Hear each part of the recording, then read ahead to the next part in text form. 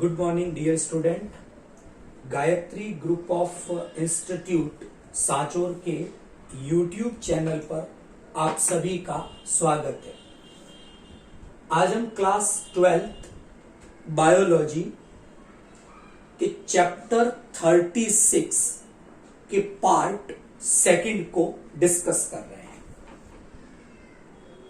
और आज हमारा डिस्कशन बेसिकली कुछ सिंड्रोम पर बेस्ड है। तो यहां पर मैंने बोर्ड पे लेफ्ट साइड में ये 3 सिंड्रोम राइट डाउन किए हैं और बोर्ड की राइट साइड में ये 4 सिंड्रोम राइट डाउन किए गए हैं। पहले हम ये समझेंगे कि ये जो 3 सिंड्रोम है और ये जो 4 सिंड्रोम है इनमें क्या डिफरेंसेस हैं।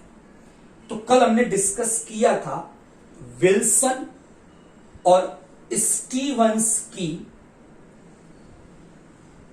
Chromosomal theory of sex determination के बारे में कि विल्सन और स्टीवन ने लिंग निर्धारण से संबंधित एक गुणसूत्रीय सिद्धांत दिया और क्या बताया उन्होंने कि मानव की प्रत्येक जो कायिक कोशिका है उस कायिक कोशिका में कुल 23 पेयर क्रोमोसोम प्रेजेंट है। अच्छा, इन 23 पेयर में से जो 22 पेयर क्रोमोसोम है उन्हें नाम दिया गया ऑटोसोम कायिक गुणसूत्र, ये कहा गया है इन्हें। और जो रिमेनिंग 1 पेयर जो बच गया है ये एलोसोम या लिंग गुणसूत्रों का है। ठीक, तो ये जो 3 syndrome, down syndrome, Edward syndrome और पटाउ सिंड्रोम, ये तीनों संबंधित हैं ऑटोसोम या जो कायिक गुणसूत्र हैं इनकी संख्या में जो अपसामान्यताएं आती है उनसे। तो इन तीनों का संबंध ऑटोसोम में आने वाली अपसामान्यताओं से है, जबकि ये जो 4 हमने राइट साइड में लिखी है इन चारों का रिलेशन एलोसोम की अपसामान्यताओं से या एलोसोम में आने वाले जो संख्यात्मक परिवर्तन है उनसे है। तो ये 2 बड़े मोटे अंतर हमने डिस्कस किए। ये सिंड्रोम ऑटोसोम की संख्या से संबंधित है, ये सिंड्रोम एलोसोम की संख्या में जो परिवर्तन आते हैं उनसे संबंधित है। ओके, कल हमने डाउन सिंड्रोम के बारे में डिस्कस कर लिया था, तो आज हमारा फोकस रहेगा एडवर्ड और पटाउ सिंड्रोम के बारे में। तो डिस्कशन करें उससे पहले हम एक डिस्कस करेंगे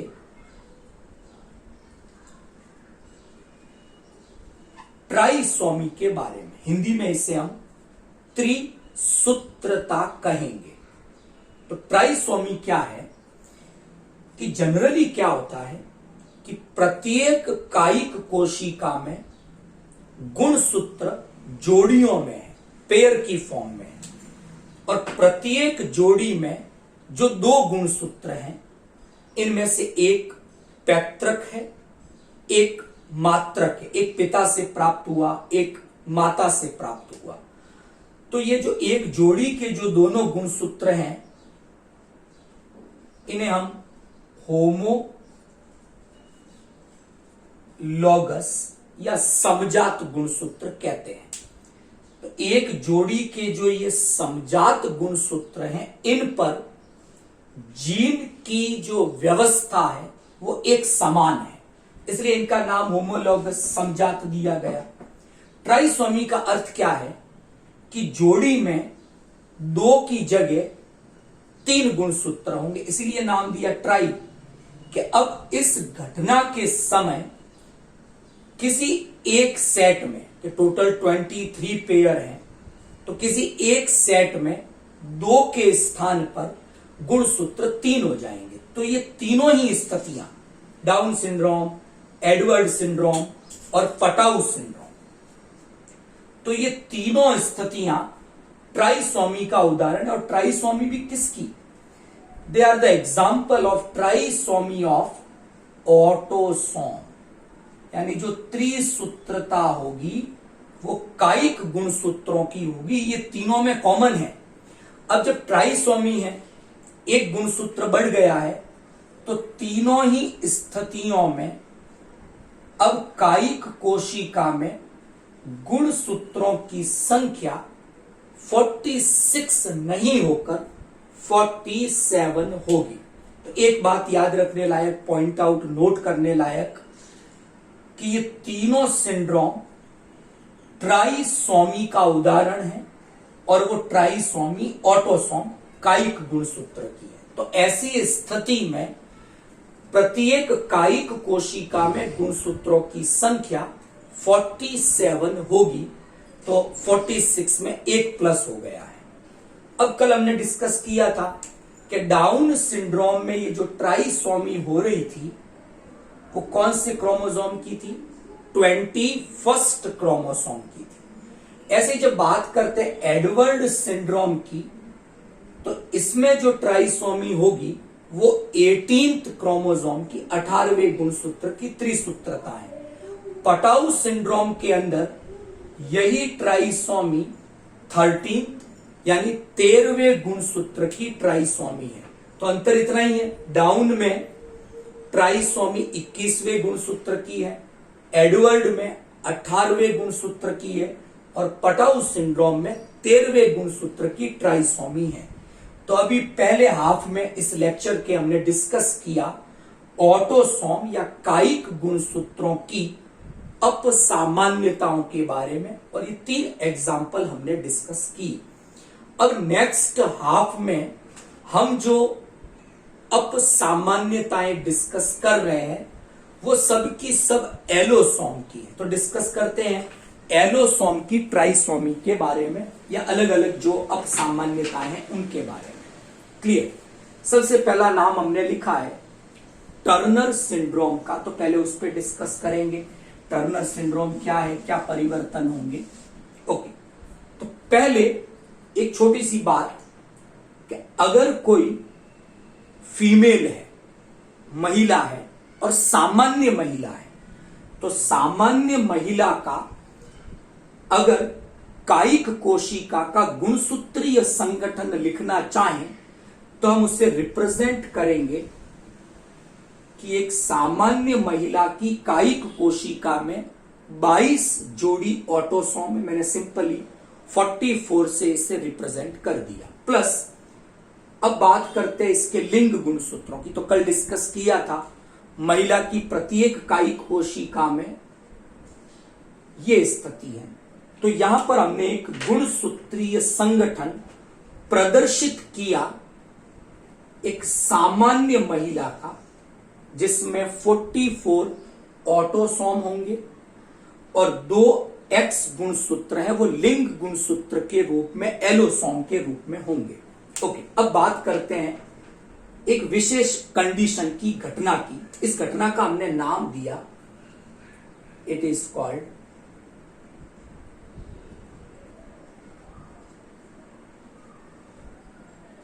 मोनोसोमी। मोनो का मतलब एक, कि इस घटना में क्या होगा कि जो लिंग गुणसूत्र है वो 2 नहीं होकर केवल 1 ही होगा। मोनो का मतलब है एक।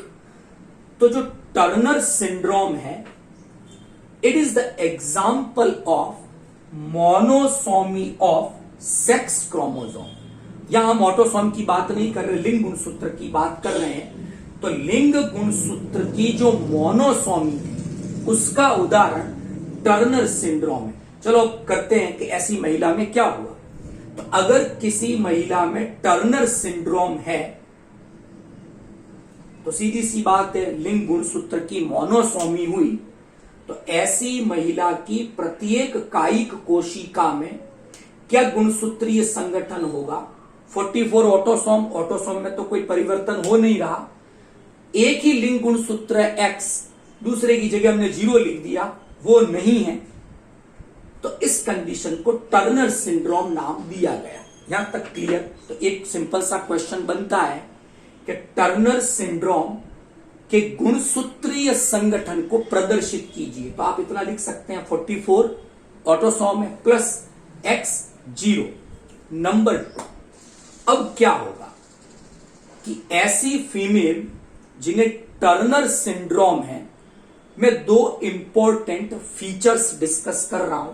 नंबर 1, ऐसी महिलाएं बंधीय स्टराइल होगी, अंड जनन जैसी प्रक्रिया इनमें नहीं पाई जाएगी। तो ये बंधीय है, स्टराइल फीमेल है। नंबर 2, जो इस प्रकार की महिलाएं हैं इनमें ब्रेस्ट डेवलपमेंट, स्तनों का विकास पूर्ण रूप से नहीं होगा और मानसिक रूप से ऐसी महिलाएं अल्प विकसित होगी। तो ये कुछ सिम्टम, कुछ लक्षण मैंने टर्नर सिंड्रोम के डिस्कस किए। इंपॉर्टेंट है आपके लिए इनका गुणसूत्रीय संगठन। ओके, नंबर 2, अब एक कैलकुलेशन आती है बार बॉडी के बारे में। 11th क्लास में हमने थोड़ा डिस्कस किया था। बार बॉडी क्या है कि एडिशनल इनएक्टिव एक्स क्रोमोसोम को बार बॉडी कहेंगे। मैं वापस रिपीट कर रहा हूं, एडिशनल का मतलब है अतिरिक्त, अतिरिक्त का मतलब है अगर एक्स गुणसूत्र 1 से ज्यादा है तो उसे अतिरिक्त कहेंगे, क्योंकि नर है, अगर मेल है तो उस मेल के अंदर एक्स गुणसूत्र 1 ही होता है। फीमेल में 2 एक्स गुणसूत्र है, मतलब 1 अतिरिक्त हो गया। तो जो अतिरिक्त एक्स गुणसूत्र है वो निष्क्रिय अवस्था में आ जाएगा, उसे हम बार बॉडी कहेंगे। अब बार बॉडी की संख्या कैसे कैलकुलेट करें? तो एक सिंपल सा फॉर्मूला है कि कोशिका में total number of x chromosome कितने, एक्स गुणसूत्रों की कुल संख्या, उसमें से 1 को घटा दे तो जो शेष रहेगा वो बार बॉडी। जैसे यहां पर अगर ये महिला सामान्य होती तो बार बॉडी की संख्या 1 होती, क्योंकि total number of x chromosome 2 होते, उसमें से 1 घट जाता तो 1 बचता पीछे। लेकिन इस केस में टर्नर सिंड्रोम में फीमेल तो है लेकिन नंबर ऑफ एक्स क्रोमोसोम केवल 1 है, तो 1 - 1 0। तो टर्नर सिंड्रोम के केस में जो महिलाएं होंगी उनमें कोई बार बॉडी प्रेजेंट नहीं होगी। तो ये हमने डिस्कशन किया टर्नर सिंड्रोम के बारे में। नेक्स्ट, सेकंड जो सिंड्रोम है वो है क्लीनफेल्टर्स सिंड्रोम। तो अगला हमारा डिस्कशन है क्लीनफेल्टर सिंड्रोम के बारे में। अब हम बात कर रहे हैं मेल की। अगर मैं फीमेल की जगह एक स्वस्थ, एक सामान्य पुरुष के कायिक कोशिकाओं का गुणसूत्रीय संगठन लिखना चाहूं तो वो मैं इस प्रकार से लिखूंगा कि सामान्य पुरुष में वही 22 पेयर ऑटोसोम है, 44 से रिप्रेजेंट कर दिया, और वहां पर जो लिंग गुणसूत्र एलोसोम है उसमें 1 एक्स है और 1 वाई है। सामान्य स्थिति है ये। तो अब हम बात करते हैं क्लीनफेल्टर सिंड्रोम की। तो क्लीनफेल्टर सिंड्रोम आपके एग्जाम्पल है कौन सी घटना का? ट्राइसोमी का। ट्राइसोमी में हमने पहले भी पढ़ा था, उधर वो ऑटोसोम की ट्राइसोमी थी, ये एलोसोम की है। तो ट्राइसोमी में 2 की जगह 3 होने चाहिए। तो इस कंडीशन में एक्स वाई तो ऑलरेडी है। क्लीनफेल्टर सिंड्रोम के केस में 1 एक्स गुणसूत्र और बढ़ गया तो ट्राइसोमी हुई। तो क्या गुणसूत्रीय संगठन हुआ क्लीनफेल्टर सिंड्रोम में? तो ये सामान्य पुरुष तो है नहीं। तो ऐसे जो पुरुष होंगे उनकी कायिक कोशिकाओं में 44 ऑटोसोम कायिक गुणसूत्र होंगे प्लस एक्स, एक्स, वाई, ये इनके लिंग गुणसूत्र होंगे। तो यहां पर जो टोटल नंबर ऑफ क्रोमोसोम हो जाएंगे कोशिका में वो हो जाएंगे 47, और टर्नर सिंड्रोम में एक कम हुआ था तो टोटल नंबर ऑफ क्रोमोसोम हो जाएंगे 45। तो एक क्रोमोसोम बढ़ा, वो एक्स बढ़ा। तो क्या हुआ कि एक्स बढ़ने से ऐसे जो पुरुष होंगे इनमें महिलाओं के समान स्तनों का विकास हो जाएगा, और इस स्थिति को कि पुरुष में महिलाओं के समान कुछ लक्षण विकसित हो गए, इस घटना को गायनेकोमेस्टिया के नाम से जाना जाता है। नंबर 2, बार बॉडी कैलकुलेट करें। अगर ये एक सामान्य पुरुष है तो 44XY है, एक्स एक ही है, 1 - 1 0, कोई बार बॉडी नहीं। लेकिन क्लीनफेल्टर सिंड्रोम के केस में ऐसे पुरुषों में एक बार बॉडी उपस्थित होगी, जबकि स्वस्थ सामान्य पुरुष में कोई बार बॉडी उपस्थित नहीं होती। तो 2 कैरेक्टर डिस्कस किए क्लीनफेल्टर सिंड्रोम में। अब एक ट्रिक याद करने के लिए, टर्नर नाम छोटा है, कम लेटर्स हैं, तो इसमें कम ही होगी लिंग गुणसूत्र की। क्लीनफेल्टर्स नाम बड़ा है, बहुत ज्यादा लेटर है इसके अंदर, इसलिए इसमें एक गुणसूत्र की बढ़ोतरी होगी। अच्छा, इसके अलावा इतनी बात भी याद कर लें कि 47 की जगह 48 भी हो सकते हैं, 49 भी हो सकते हैं। कब होंगे कि एक एक्स बढ़ा तो 47 हुए, 2 एक्स और जुड़ जाएं तो गुणसूत्रीय संगठन एक्स एक्स एक्स वाई, तो टोटल क्रोमोसोम 48, और एक एक्स क्रोमोसोम बढ़ जाए तो क्या होगा, X X X X Y. तो ऐसी स्थितियां भी संभव है। तो क्लीनफेल्टर सिंड्रोम में 47 हो सकते हैं, 48 क्रोमोसोम हो सकते हैं, 49 क्रोमोसोम हो सकते हैं। तो इन 2 कंडीशंस पे डिस्कस किया, टर्नर सिंड्रोम पे, क्लीनफेल्टर सिंड्रोम में। एग्जाम पॉइंट ऑफ व्यू से आप सभी लोग इन दोनों सिंड्रोम की ये जो गुणसूत्रीय संगठन है इन पे ध्यान रखेंगे। ओके, नेक्स्ट तीसरी कंडीशन में डिस्कस कर रहा हूं सुपर फीमेल की। नाम से स्पष्ट है सुपर फीमेल। क्या होगा यहां पर कि ऐसी एक कंडीशन की कल्पना करें कि ये तो एक सामान्य महिला थी, अगर मैं एक एक्स क्रोमोसोम बढ़ा दूं या मैं 2 एक्स क्रोमोसोम बढ़ा दूं या मैं 3 एक्स क्रोमोसोम बढ़ा दूं, मैं मार्क कर देता हूं, ये एक क्रोमोसोम बढ़ा, टोटल क्रोमोसोम 47 हो जाएंगे। 2 एक्स क्रोमोसोम बढ़ेंगे, टोटल क्रोमोसोम 48 हो जाएंगे। 3 बढ़ेंगे 49। तो ऐसी जो कंडीशंस हैं, ऐसा जो गुणसूत्रीय संगठन है, वो सुपर फीमेल नाम से क्लासिफाई वर्गीकृत किया जाता है। तो ऐसी जो फीमेल होगी इनमें लैंगिक परिपक्वता बाद में आएगी और मानसिक रूप से अल्प विकसित ऐसी महिलाएं होंगी। अब लास्ट जैकब सिंड्रोम की बात करते हैं। ओके, जैकब सिंड्रोम देखा गया है अधिकांश क्रिमिनल्स के अंदर, तो इसलिए इस सिंड्रोम को हम क्रिमिनल सिंड्रोम के नाम से भी जानते हैं। ये अपराधी सिंड्रोम है। क्या होगा इस स्थिति में कि 44 ऑटोसोम है, सामान्य पुरुष की बात कर रहे हैं, एक्स वाई उसका गुणसूत्रीय संगठन है, गलती से एक वाई गुणसूत्र अतिरिक्त आ गया, टोटल क्रोमोसोम 47 हो गई, ये अतिरिक्त वाई क्रोमोसोम आया। इस कंडीशन को जैकब्स सिंड्रोम के नाम से जाना जाता है और सामान्यतः अपराधियों में ये कॉमन रूप से दिखाई देता है ऐसा, इसलिए इसे क्रिमिनल सिंड्रोम, अपराधी सिंड्रोम के नाम से भी जाना जाता है। तो यहां तक आपको समझ में आया। अब लास्ट एक चीज और डिस्कस कर, देखो यहां पर 3 ये और 4 ये जो स्थितियां मैंने देखी, इन सभी में गुणसूत्रों की संख्या में परिवर्तन आए हैं। हालांकि जो 37 चैप्टर हैं उसमें डिटेल में हम संख्यात्मक गुणसूत्रीय परिवर्तनों के बारे में पढ़ेंगे, तो यहां तो केवल कुछ घटनाएं दी गई हैं, कुछ सिंड्रोम दिए गए। अब इनसे हटकर एक डिस्कशन में कर रहा हूं, वो डिस्कशन है मेरी कैट्स क्राई सिंड्रोम के बारे में। It's called cats cry syndrome. अच्छा, यहां बात मैं इसको अलग इसलिए रख रहा हूं, हालांकि अपनी बुक्स के अंदर इनके साथ ही इसे दिया गया है। मैंने इसे अलग इसलिए किया कि इस केस में या इस सिंड्रोम में गुण सूत्रों की संख्या में कोई परिवर्तन नहीं, काउंटिंग में कोई चेंजेस नहीं आएंगे, ना ऑटोसोम की काउंटिंग चेंज होगी, ना एलोसोम की काउंटिंग चेंज होगी। मतलब नंबर ऑफ क्रोमोसोम कायिक कोशिकाओं में 46 23 जोड़ी ही रहेंगे। तो यहां संरचनात्मक परिवर्तन, गुण सूत्रों की संरचना में परिवर्तन आ रहे हैं। क्या परिवर्तन हुआ कि जो क्रोमोसोम नंबर 5 है, 5वीं जोड़ी है जो गुण सूत्रों की, उस 5वें गुण सूत्र की 2 भुजाएं हैं, एक लॉन्ग है एक शॉर्ट आर्म है। तो इस सिंड्रोम में क्या देखा गया कि जो 5वां गुण सूत्र है उसकी जो छोटी वाली भुजा है वो टूट कर वहां से अलग हो जाती है, और ऐसा होने से उस पर जो जीन थे वो भी अलग हो गए।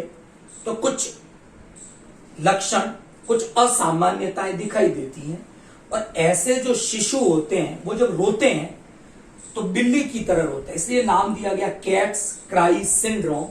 इसे हम यूडी चैट सिंड्रोम, ये एक लैटिन शब्द है, फ्रेंच टर्म है, तो सॉरी लैटिन नहीं फ्रेंच टर्म है यूडी चैट, जिसका मतलब भी होता है कैट्स क्राई। तो ये एक स्थिति और है जो इन सब से थोड़ी अलग है। तो ये हमने आज डिस्कशन किया ह्यूमन में, मानव में जो गुण सूत्रीय अपसामान्यताएं हैं, संख्यात्मक भी डिस्कस की और संरचनात्मक भी एक घटना, एक उदाहरण हमने डिस्कशन किया है। नेक्स्ट क्लास में हम कल लिंकेज, क्रॉसिंग ओवर, इन 2 इवेंट के बारे में डिस्कशन करेंगे। आप सभी गायत्री कॉलेज और गायत्री स्कूल सांचो इसके YouTube चैनल को सब्सक्राइब करें, वीडियो को ज्यादा से ज्यादा शेयर करें और लाइक करें, और चैनल को जितना जल्दी हो सब्सक्राइब करें ताकि इन वीडियो के अपडेट्स आपको मिलते रहें। Thank you.